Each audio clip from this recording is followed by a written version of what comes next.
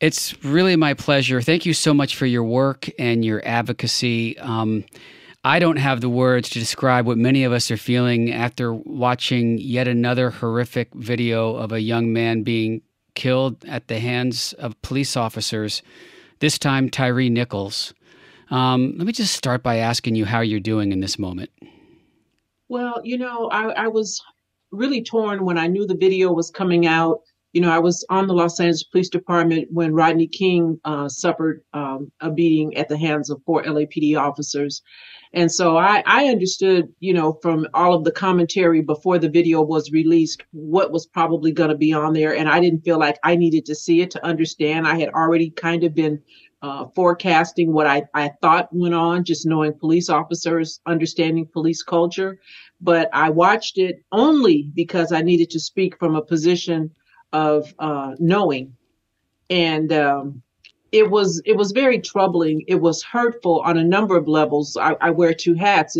It hurt me as a police officer because I know this was another black eye that my occupation was going to suffer, and that this was going to paint all of those officers out there with that broad brush who are doing a great job day in and day out, who joined these police departments, all 18,000 of them across the U.S. for the right reason, who are treating people ethically, humanely, with compassion and empathy, who are able to relate to the people that they took an oath to protect and serve.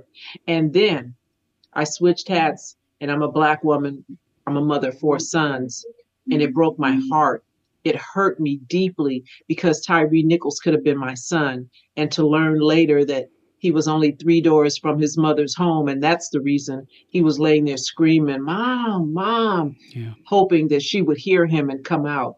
So it was a lot, and it's still a lot. Yeah.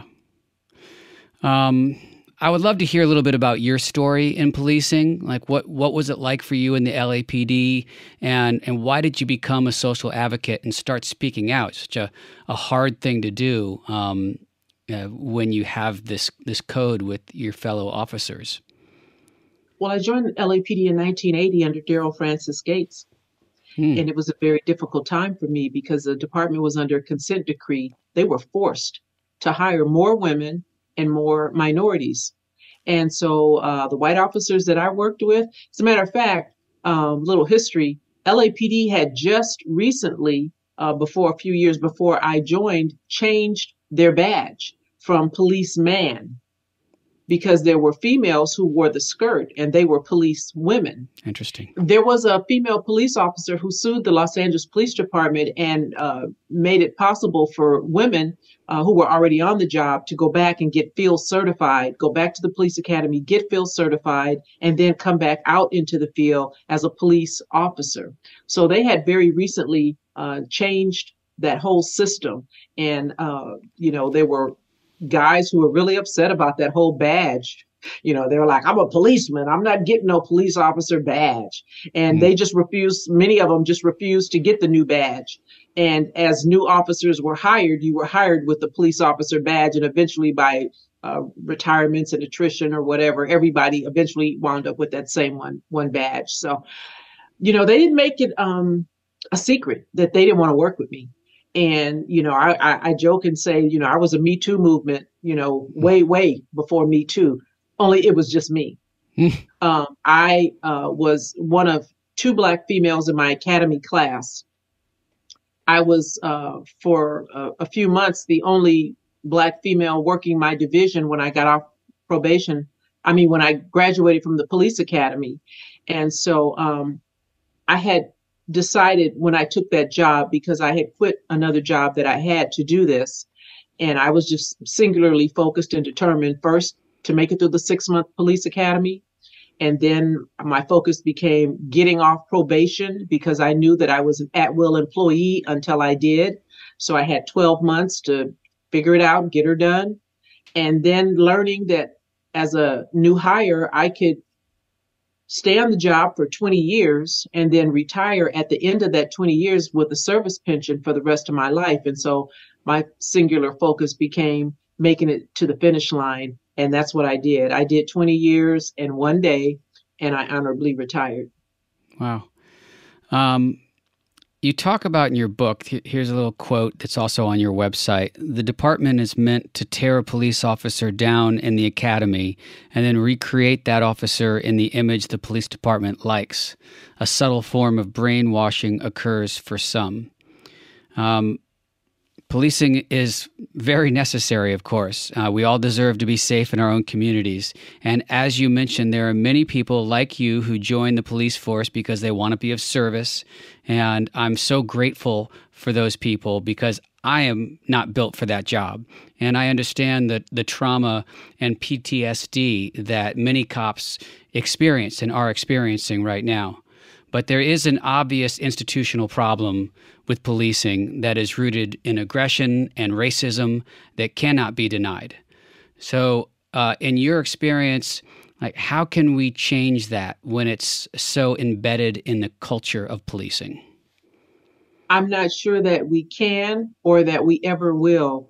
It's so systemic and it's top down because understand, every police chief was once a police officer.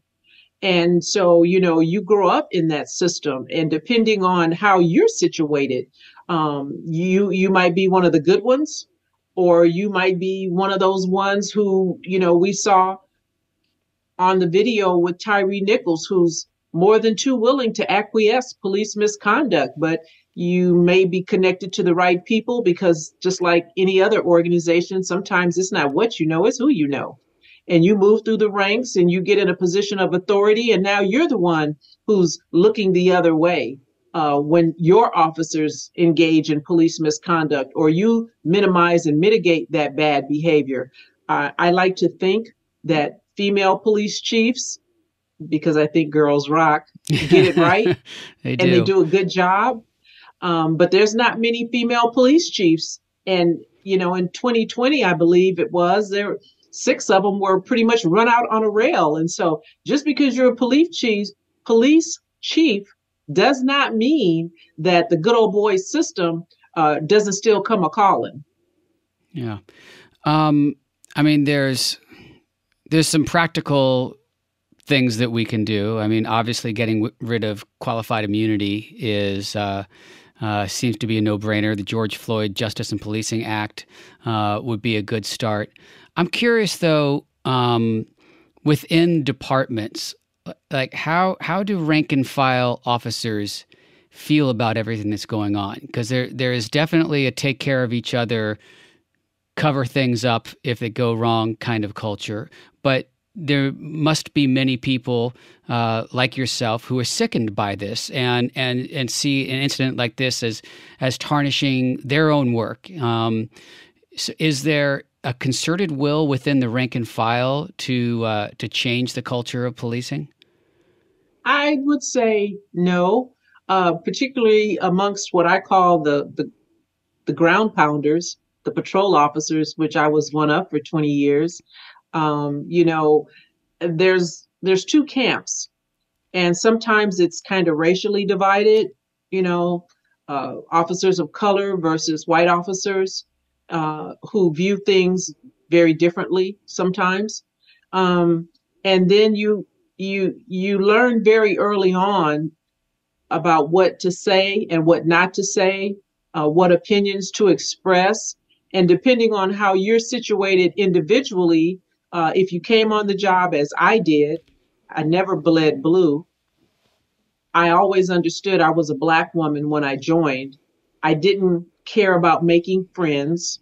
And so when I got ostracized because of just me being me, I was okay with it. Mm-hmm. Now, everybody's not set up that way.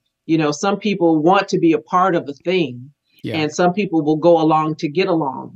So it just depends from officer to officer, just how you're set up personally.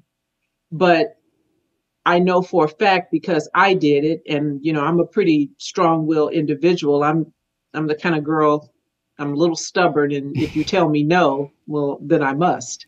And so that was kind of my, mentality, and I think that's what got me through. The other thing that got me through is that because I was a Black woman and a lot of the officers didn't want to work with me, they never misbehaved in my presence because they weren't sure if I would back them. That's a big thing in patrols. My partner gonna back me? Can I trust him? You got my back? Yeah. And sometimes you got my back means let's get home safe. That's what it meant for me. Right. Let's make sure we go home to our families every night. But sometimes you got my back means if I engage in misconduct, are you good? And we saw a lot of officers who acquiesced that kind of foolishness with the Tyre Nichols situation.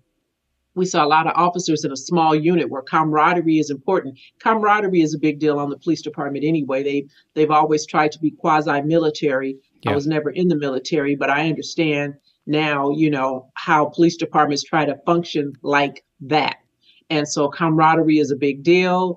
Chain of command is a big deal. If you're young on the job, you should be seen and not heard like a child.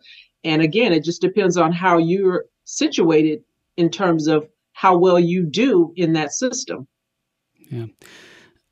One kind of obvious and huge problem that I see with policing is that the people who serve the communities or are policing the communities are usually not from the communities that they're working in. And I understand this from it's a problem from both sides. I feel like I mentioned a lot of cops have PTSD and they don't feel safe, and so they don't want to live in the community that they're policing. But I think that's an inherent problem where obviously if these officers had known who Tyre was, and known that his mom's house was right down the street or had that kind of knowledge, it would have been a different scene, How is there a world where we can change how policing has looked like and have it be part of the community and have officers? I mean, you served all over Los Angeles. You served every inch of Los Angeles. Is that something that a change that can be made? Well, I think part of it is just what's your capacity for empathy and humanity and relatability to the person that you're dealing with in a moment on a radio call. I think that it's not necessary for a police officer to live in a city to treat the people who live there right. I think community-based policing, which was a big deal when I was on LAPD, certainly did a lot to create that I know you, you know me relationship. I work here. I'm here every day. You live here. And so absent community-based policing and given the lack of personnel resources and the volume of radio calls, officers nowadays, I'm hearing, just run from call to call to call to call. So they really don't have time to develop those kind of relationships that, you have when you have a community-based policing situation. I don't think it's imperative that an officer live in a city for officer safety reasons. I would never want to be in the grocery store with my small child and run into somebody who's got beef with me because I took you to jail on a legitimate situation. And now I've got a, soda in one hand and my son's hand in my other. And I've got to figure out, what am I going to do with you?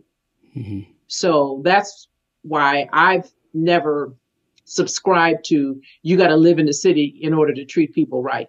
You have to have the right mindset. And that the way you figure that out is by doing a proper background check, which we know now didn't happen with all of those officers that were on the Scorpion unit in the Tyre Nichols case. We're hearing about some of their histories.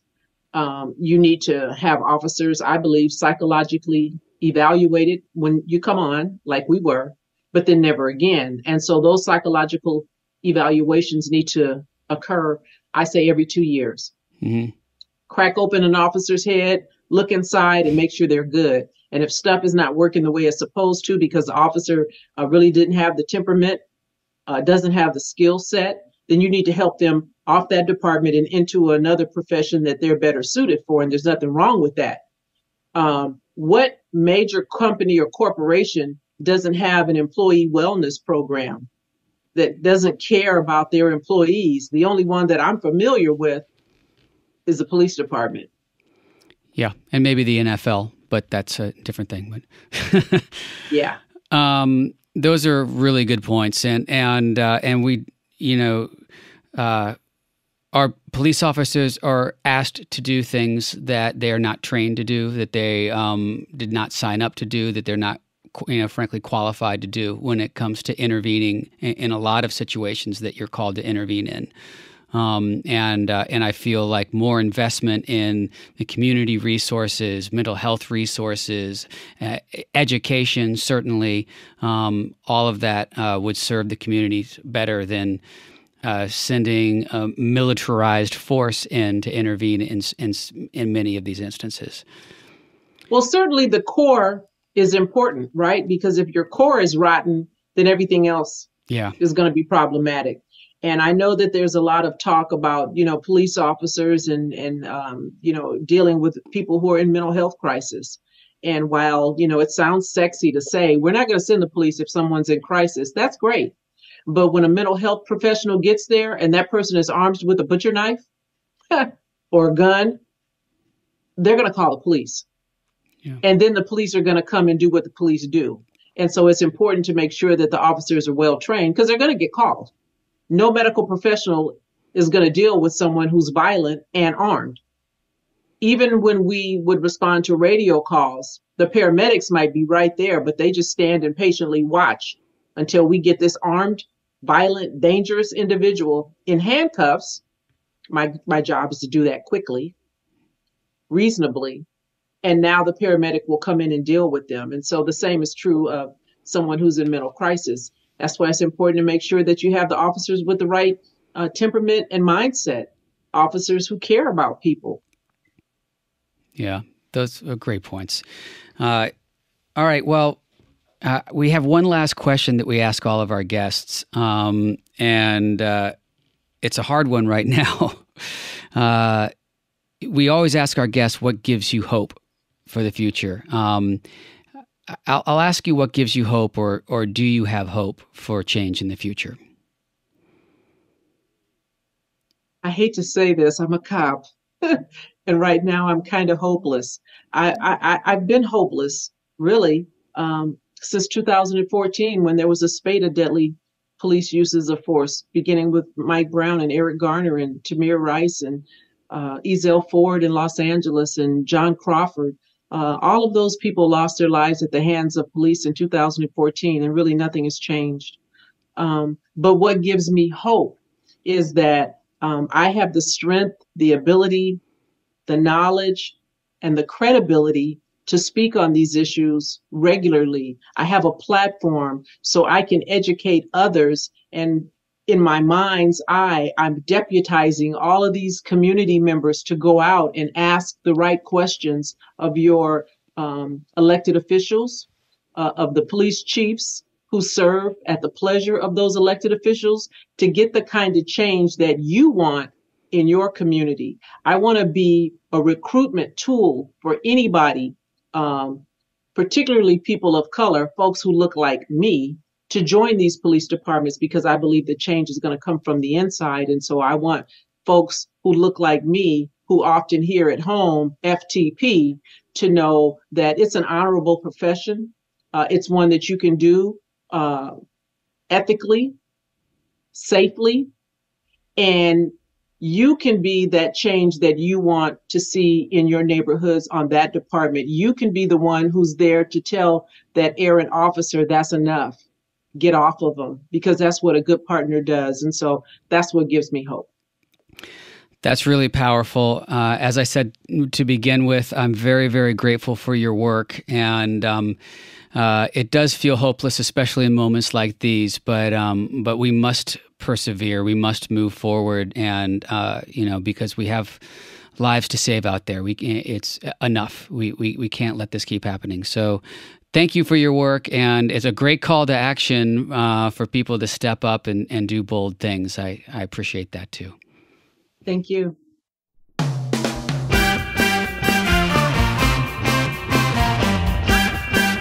Thank you so much for joining us today. This is how we win. We win when we all get involved. We would love to hear from you. Please send us an email at hello@howwewinpod.com or tweet to us at howwewinpod, at bluesboysteve, and at Jen Ancona. Make sure you subscribe, rate, and review on Apple or wherever you get your pods, and share our show with your friends and family.